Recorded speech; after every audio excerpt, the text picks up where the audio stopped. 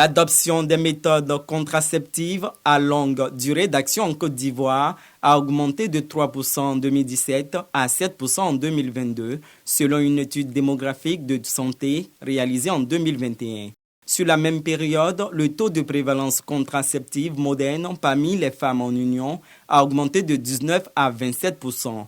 Ce sont là des acquis du projet sur l'accélération des méthodes de contraception adoptées dans 8 pays de la sous-région.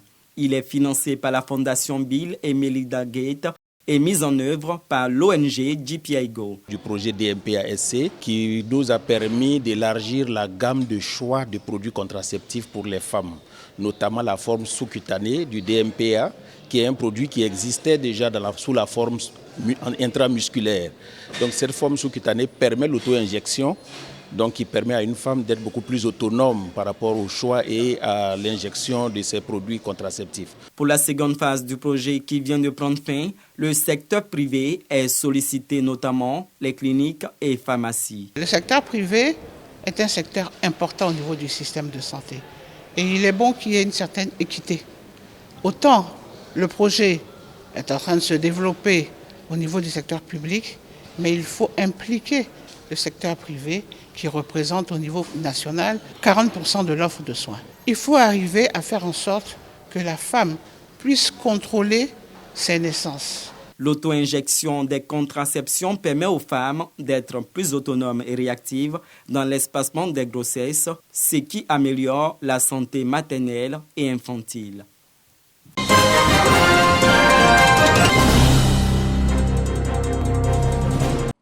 C'est un espace de 10 hectares aménagé par la mutuelle de développement de Kandena pour mener cette activité de planting d'arbres, un projet qui a pour objectif de contribuer à la lutte contre les changements climatiques. Nous avons initié cette cérémonie parce que ça revêt un caractère très essentiel. Il faut créer des puits de carbone à même d'absorber le CO2. Et la meilleure façon de le faire, c'est de faire le reboisement.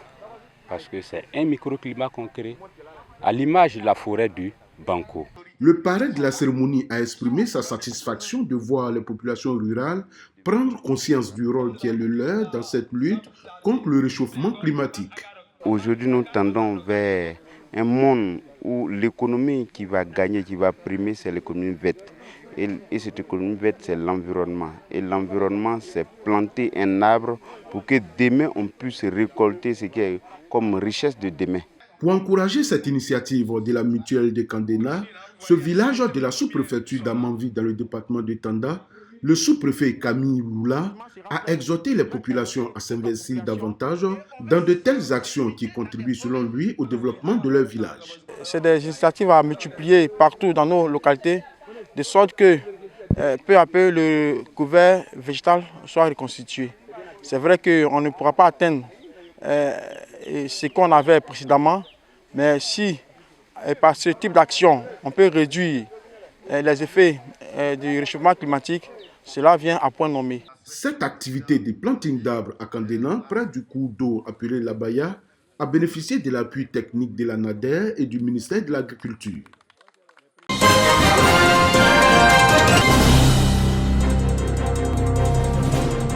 Sur un objectif de 700 000 jeunes à impacter, ce sont finalement plus d'1 million qui ont bénéficié d'insertion professionnelle en 2023 grâce au PGGouv, programme jeunesse du gouvernement. Un bilan que le ministre Mamadou Touré partage avec Sandrine Oumoutoni, la secrétaire d'État à la jeunesse du Rwanda présente en Côte d'Ivoire, dans le cadre de la 13e édition du Massa, marché des arts du spectacle africain d'Abidjan. À travers la session de travail que nous venons d'avoir, nous nous rendons compte qu'il y a beaucoup de défis que nous partageons.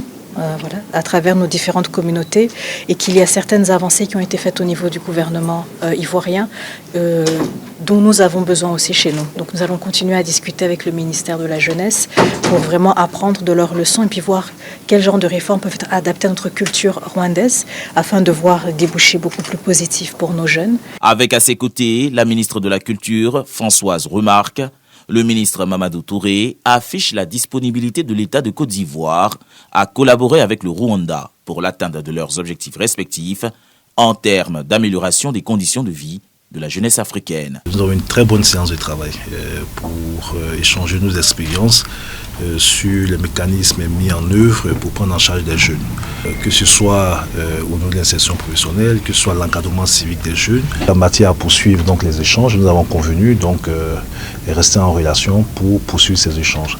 De nouvelles orientations concernant la prise en charge et l'employabilité des jeunes en Côte d'Ivoire seront données à l'issue du Conseil des ministres prochain. Information donnée par le ministre Mamadou Touré à l'issue de cette séance de travail.